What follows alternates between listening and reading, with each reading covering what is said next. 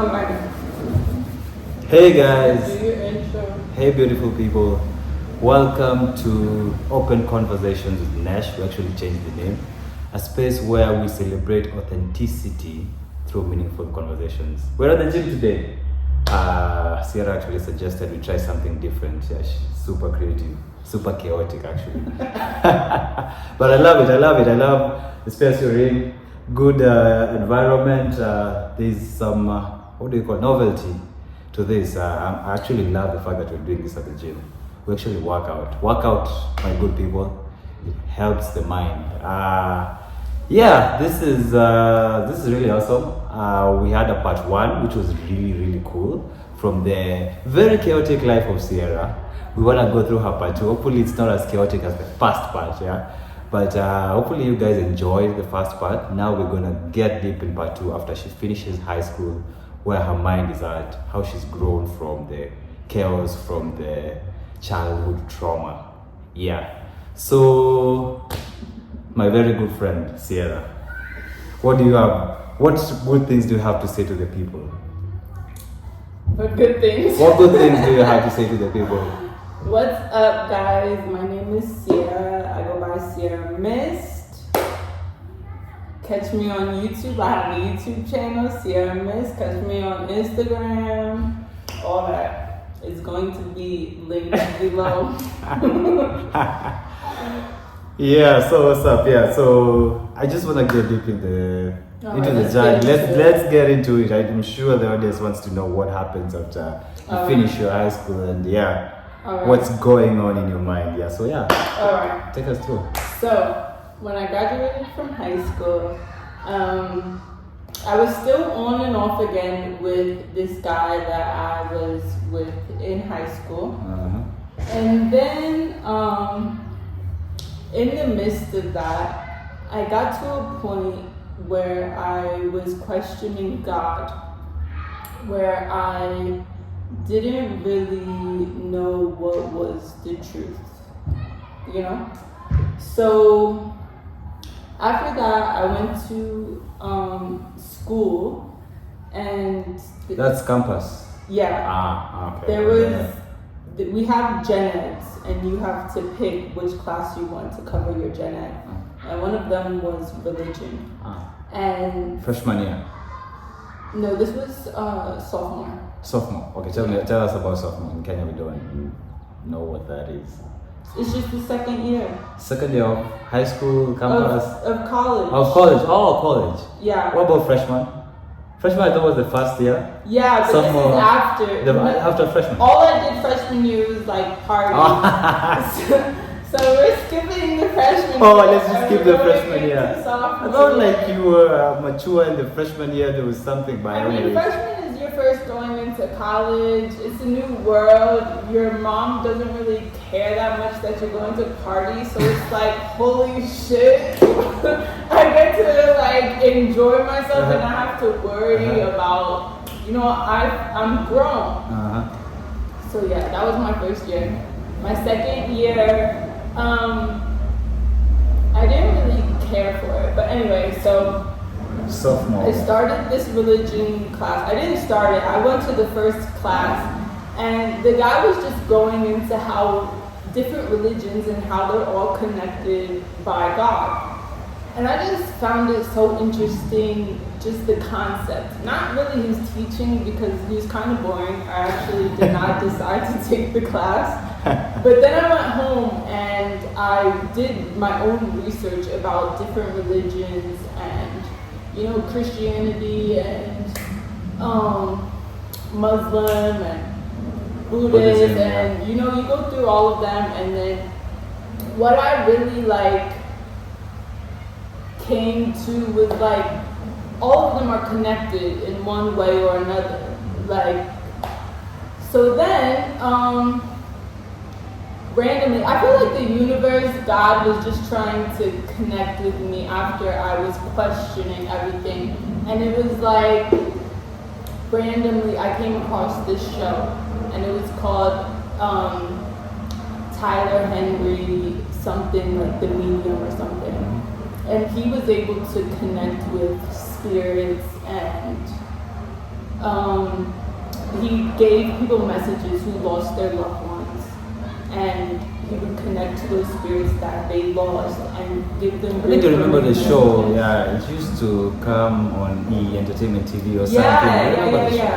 Yeah. So after watching that, I literally watched like every episode that he had available, and I was just amazed. And at that point, I was like, okay, this is a thing. Like, this is real. Like, there's other dimensions that I have no idea about. Because at first I was even questioning everything. Like, so then I'm like, okay, now I know there's other dimensions. There's something bigger than there's something bigger than what we can see. Yeah, for sure. Yeah. So that's actually really one interesting part, and I think that's why we really had a good conversation from the first place. Met with Cierra, I think, 4 weeks ago, and we just started talking about religion. I am a Christian, so we usually have these healthy debates. We're still friends about religion, and I can see her perspective, and she sees my perspective, and it's usually a really, really good talk. I think religion, or looking at life from a higher plane, makes you a very, very interesting person, makes you a deeper person, makes you more compassionate. I think that's one thing I really, really liked about you. The deeper parts, let's talk about religion. Why do you believe what you believe? Yeah. Why do I believe what I believe? So that's sophomore year. Yeah, this is sophomore year. So what's happening to your creativity? What are you doing creatively at that particular point? So creatively, I had started my YouTube channel, but I wasn't really I haven't broken out of my shell really. It was just like a few videos here and there. How many videos so far? I'm not really sure. Maybe a couple. Maybe I did break out a little bit of my shell and do like a few videos. Yeah, I think I did. But that's what was going on. But I wasn't taking it super serious. What did you feel when you were putting out the videos? Questioning. The first time you put out a video, what did you feel like? Did you feel so fulfilled about it? Were you chilled about it? Were you like, oh yeah, let me just... When I create anything, I'm impressed with myself. So it was like, wow, I did this. I always knew I could do it. I always knew inside that I could do it. It was just about doing it. Just letting go of the fear and just doing it. So yeah, that's... For the audience that doesn't know, like, what are you really doing? What was the videos about? Okay, so it was just like fun, random stuff. I did one for my favorite Netflix shows. That was one of them. Reviewing shows? Yeah. Wow. And then one of them was like, I bought some clothes and I tried them on and I did my review on the clothes that I bought. I just did different random things. Videos. And it was like people would try to tell me that like I had to pick one thing and have a specific niche and do that. But like, that's not how the world works. Everybody is multi-dimensional. Yeah, for sure. Yeah. So to put me inside of a box, I don't like that. I would rather just have my own brand and do whatever I want, and whatever I want is what you're getting, and that's it. That's the part. That's the part of. I'm seeing the part of you that doesn't want to be controlled. Yeah. You just don't want to be put in a box. It's like, I'm just gonna post random shit. And you guys are not gonna tell me this is what I'm gonna do because I started with this. I'm gonna stick with this. And actually, that's one thing you've taught me too. Yeah. I think that's the reason why we're here at the gym, because I was like, hey, we need to shoot at the house, and you're like, we need to do something different. I was like, okay, I like that idea. Yeah. I like that idea. Yeah. You really are outgoing, and you surely don't want to be put in a box. So yeah, what's happening? You posted videos of random stuff. Is it doing well? Where are you mentally when that's happening? It was doing well, and then eventually I did a Hulu version, and nobody really had a Hulu version of shows, and that one hit like 20,000. Like, it was just going up and up, and I was like, damn, you have 20,000 views. Yeah, I was like, oh my god, like. You've never told me about that. Yeah. You've never really told me about that. I just thought you were happened like a long time ago. Come that's an achievement actually. That was one To of my actually put first something out there and do well. achievements. Yeah. That was one of the first. How did you feel having 20,000 views? It felt good. Wow. It felt good. Yeah? Yeah, because it was like, wow, what I'm doing is actually like, people, any comment I get to is like, wow, somebody actually watched my video and took the time to comment. Wow. That's so dope. That's like, really, yeah. really dope. So, when you hit 20,000 views, you have, like, does your head go big? Does it inflate your ego? No. Or are you like, okay, I'm really humble? Because to me, 20,000 is like nothing. Me, I've get 20,000 views. Come on, I've made it. I've made it in life. I've definitely made it. No, because that's one topic. That's a topic that people want to view. You know what I mean? That doesn't mean that your next video is gonna get that number of views. Did you actually know what the audience wanted? Did you see the audience? Oh, like you just put it out there? I mean, before I did it, I would search and I would see like what other people had done. And I did notice that when I did my Netflix review, a lot of people already had done a Netflix review. Yeah. But when I did Hulu and I searched on YouTube, nobody had really done a Hulu video. I was really the first. Now a lot of people have Hulu videos up, but I was really like the first. The pioneer. They should give you your flowers. They should definitely give you your flowers. But yeah. So what happens after this? Other videos come out. You relax. So then, what happened after that? Okay, then I got into tarot. I got into tarot cards. They do tarot readings on YouTube. Some people there's a spiritual community on YouTube. And so they have these tarot videos where they have different groups and you see the card, they'll put a card on top, you pick the group that your intuition just guides you to, you click it. And then it's like advice and just like stuff regarding what's going on in your life right now. And every pile is different. And so at this point in my life, it randomly popped up on YouTube. So I was like, this is cool, because it was like a question like, what is your purpose in life or something? And like, okay, I want to know my purpose in life. Everyone does. So I clicked on it and I intuitively picked a group and I listened to it, and it was talking about like growing in social media and being a brand and going down this path, and it was like it was speaking to my soul in a way. And I thought it was so crazy because I was like, how is this even possible? And so I watched like the other groups, and those other groups were completely different. So I'm like, okay, this is kind of crazy. Like, I need to like watch another one and see if it does the same thing. So I watched another one, same thing. Watched another one, same thing. Watched another one, same thing. I was like, yo, is God trying to communicate with me right now? Because this was something that I never experienced before. This was something supernatural that was happening. Yeah, that's out of the ordinary. It was super crazy.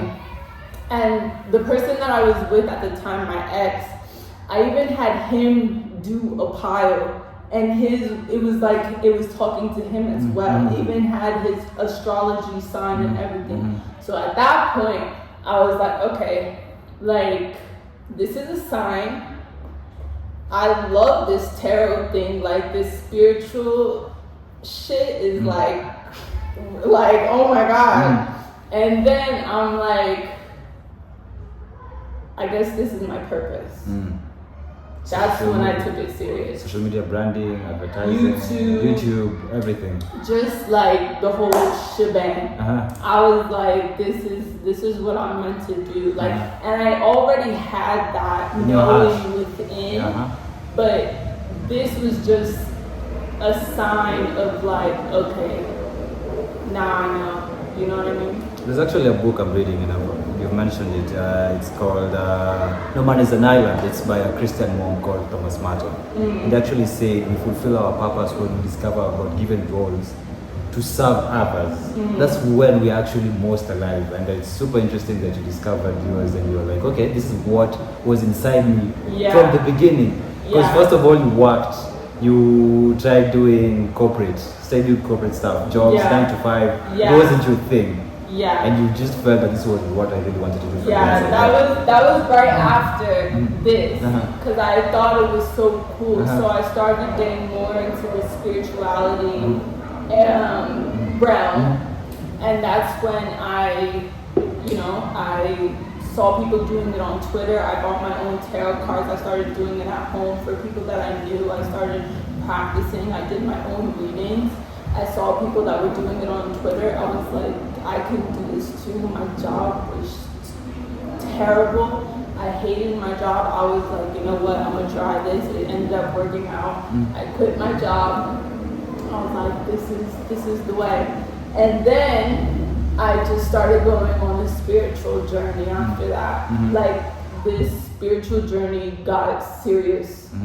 And I just started learning about history. Like, it started with history. I started learning a whole bunch about history. History of the US, between like just the terrible stuff in history, and then go back even further to ancient history, and just having that knowledge. Like, knowledge is power. Knowledge is really power. So that was the first base, and then it started going into like spiritual, learning about the universe, learning about different dimensions, all that stuff. So it was really like I was going into a chapter of learning, and then a chapter of learning, and then a chapter of learning. You became a nerd. You became a full-on nerd. In short. Okay, so let's rewind a few months. So with YouTube and my relationship that I was in, I was at a point where I was doing vlogs, I was traveling, and the person that I was with would kind of get upset about that because I was doing my own thing. And so then I tried to get him involved with my YouTube. I tried to do videos with him and just tried to get him to have goals in life and just, match my energy. How old was the guy? Huh? How old was the guy? He was like 2 years older than me. 20? He was 2 years older than me. Meaning 20 what? So if I was 20, no, you want to know because one, he was 23. 23, I was 22, he was 24. Young guys mostly. Most young guys are not usually on that path. Yeah, for sure. I would definitely understand why the way he was. Yeah. But I tried to get him to join me. It wasn't like, it just wasn't working because I felt like I was the one doing most of the work. So after that, and then it was like our relationship was just not doing it for me anymore. I just wasn't interested anymore,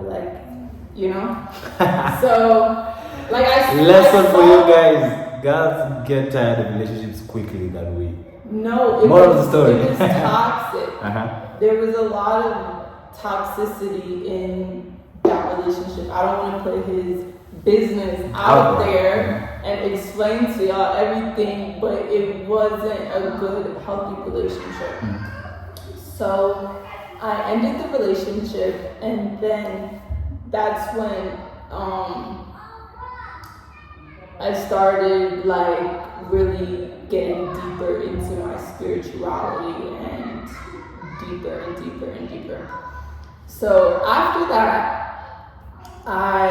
Corona happened. Coronavirus happened. And at that point, we had broken up, and I was trying to find connection with people. So I was dating here and there. It was like dating here and there. And then because of Corona, because everybody was inside, I was bored. I got on Tinder, and I saw out that there's this part where you can go and connect with anybody around the world.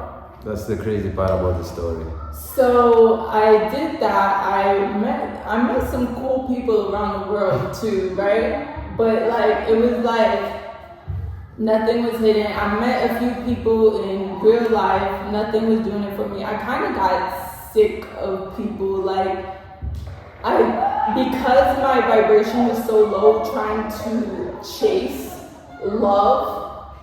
Nothing was happening. Until I got fed up and I was like, my standards are going up. If they can't meet me here, then I don't want to be a part of it. I know what I'm worth.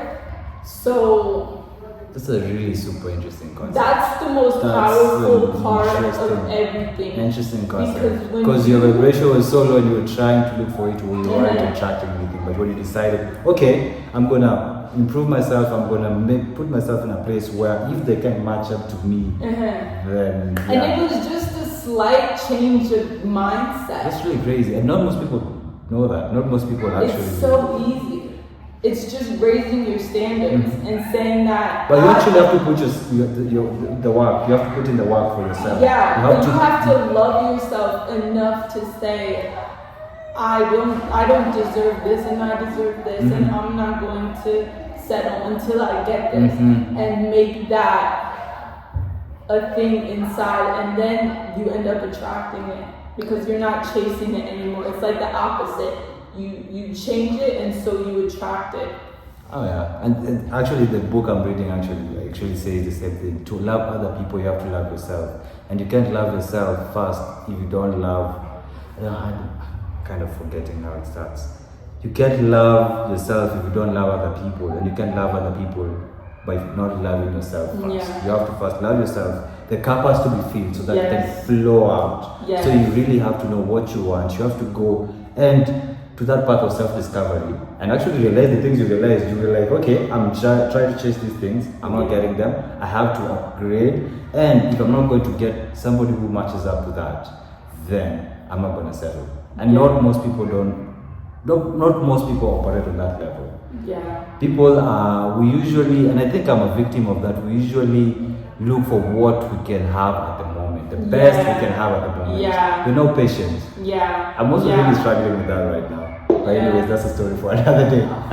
It's hard, it's difficult because you want connection. Yeah, definitely. You want connection, but it's like you can't settle for just any connection because you're going to get bullshit. You're going to get bullshit, I promise you, because not everybody is worth your time or your energy. Yeah, that's really, really, really true. So, Tinder, you decided Tinder was the best. I don't know. I'm really skeptical about Tinder, but you decided that Tinder was one avenue you used to find your passion. I was gonna say something about the whole. That's a female being in her power is when she can attract. Because if you look at science, a flower does not chase bees. The flower attracts the bees and the bees come. Even a womb inside, when the sperm come to chase the egg doesn't chase. They chase the womb, and the womb is just there. It's just there. Actually, I'm so if you look at science, you see multiple ways that this is mirrored in life, and it's really like women out there, stop chasing. Attract that men should pursue. And actually that's after you've also done the work. Doesn't mean that men should do the work. Men should do the work. Yeah, exactly. You have to have standards too. So to know what to pursue. And I think that's why I've loved what you say. You have to do the work first so that you can get to know what you want. When you get to know what you want, now you pursue. So what happens? So the Tinder thing, how does it go? Do you become successful? Not successful? So then I get on Tinder. Okay, hold on.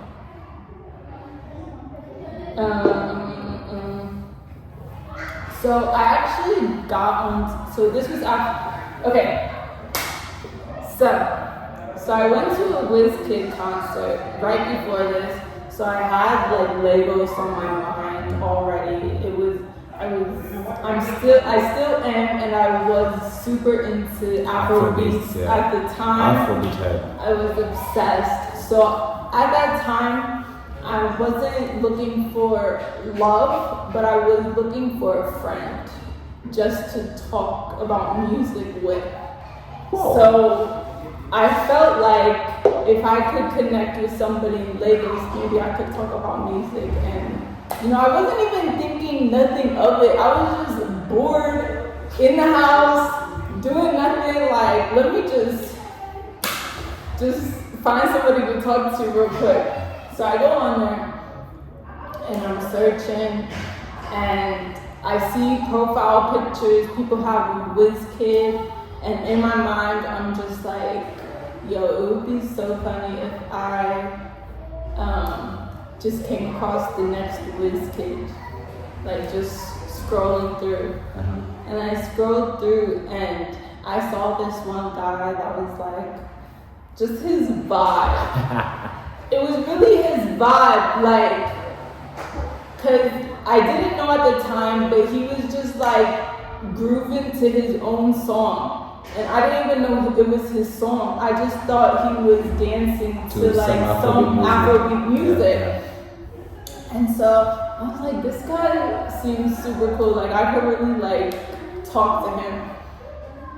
And so I connected to him, I liked him, and he liked me back. And he messaged me and he was like, hey, he told me he sounds super professional too.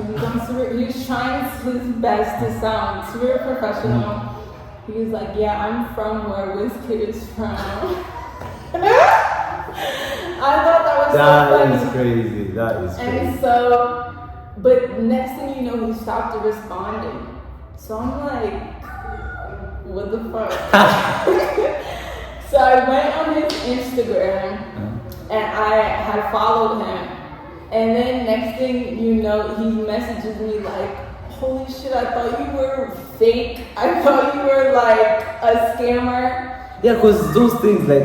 He couldn't believe it. The crazy part about the story when you told me the first time, I was like, who in the hell does that? Who in the hell goes to Tinder and finds love and move, I don't know, 5,000 miles away. I don't know, Nigeria from the US. I don't know how long that takes place. Yeah, two different cultures coming to. It's really crazy. Like that was something it's not something to write down. I felt like it was divinely it's no guided. coincidence, And yeah. That is one really crazy thing I had. So like, what happens about when this? So then, I'm gonna be honest with y'all right now. So I believed in him and us so much. Like I believed that we would be big, famous one day. That after we met, I kind of got more self-conscious because it was like me on my own. I knew I was going to be big, but with him, it was like we can be big. We can have an empire, and that kind of scared me. Why did you scare you? Because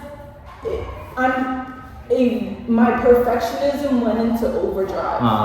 Like I already have perfectionism because of my mom, but like after that it just went into overthinking in short. Overdrive. Overthinking. Like, it was too much. But we did the thing. We talked for like a year. And then I went to go visit him in Nigeria, and we lived together for a year. Wait, hold up. You actually went to Nigeria. Yeah. You actually bought a plane ticket, went to Nigeria. Yeah. Why the Because fuck? I was in love. Because I was in love. You guys fell in love through texting. Yeah, through video calls, texting, calls. Every day we were talking every single day. Weren't you scared when you took that chance? Were you like, okay, maybe I might meet the guy and make the vibe? Because face to face and video calls, that's different. Were you like, okay, maybe I'll meet him and I'll be like, okay, this is not the guy I fell in love with? Like, weren't you afraid of that? Not really, because we were so like, it was, I felt more connected with him than I had ever felt with anybody. So it was deeper than physical attractiveness. Yeah, it was deeper than. It was a spiritual connection. It was deeper Even than. though it wasn't like, it was a spiritual connection. It was just like, it was just a match. I can't really explain it. It's hard to explain. It's just an inner knowing.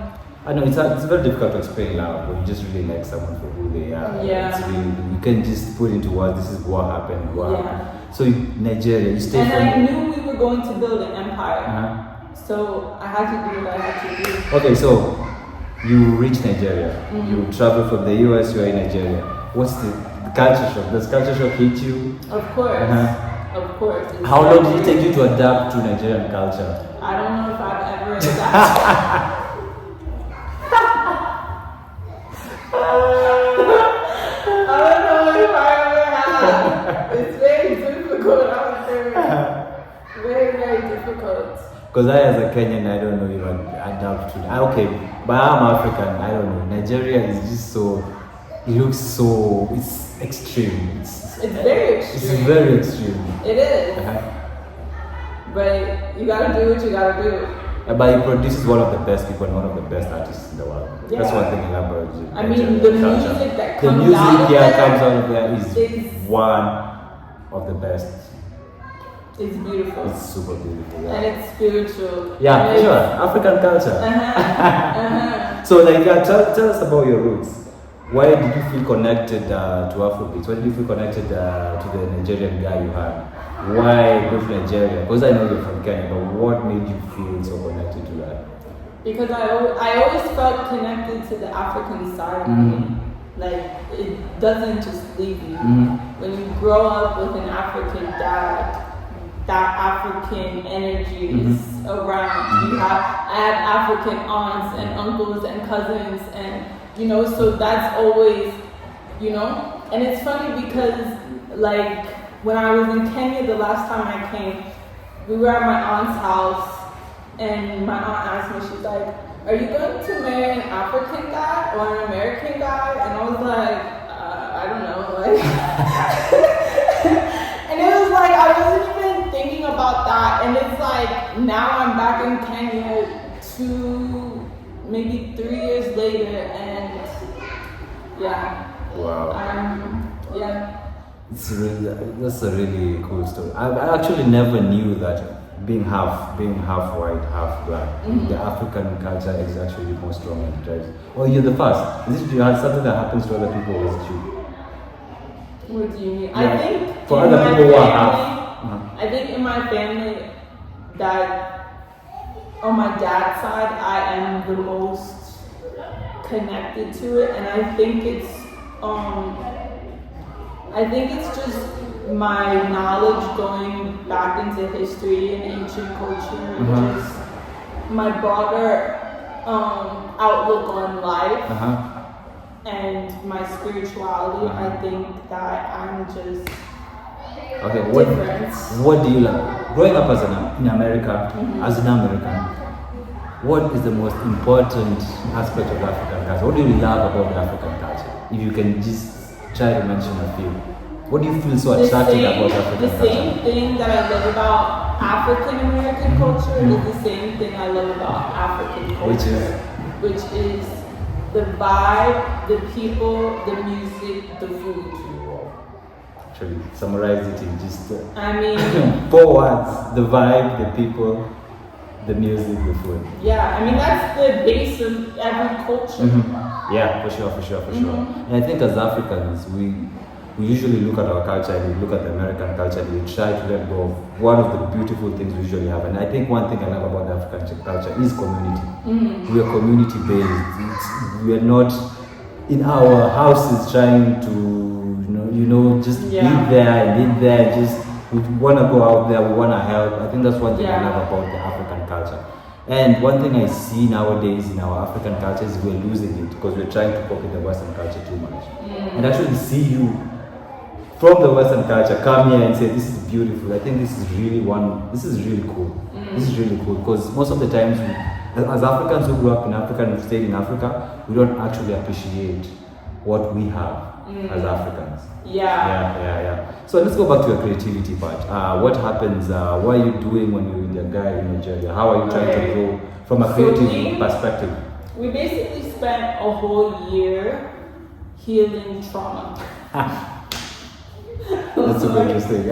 Like when two people come together and you're with each other 24/7, your traumas are going to start peeking out, you know? And we were very deliberate in, because I had the knowledge of spirituality and healing and stuff like that, I knew that we had to heal.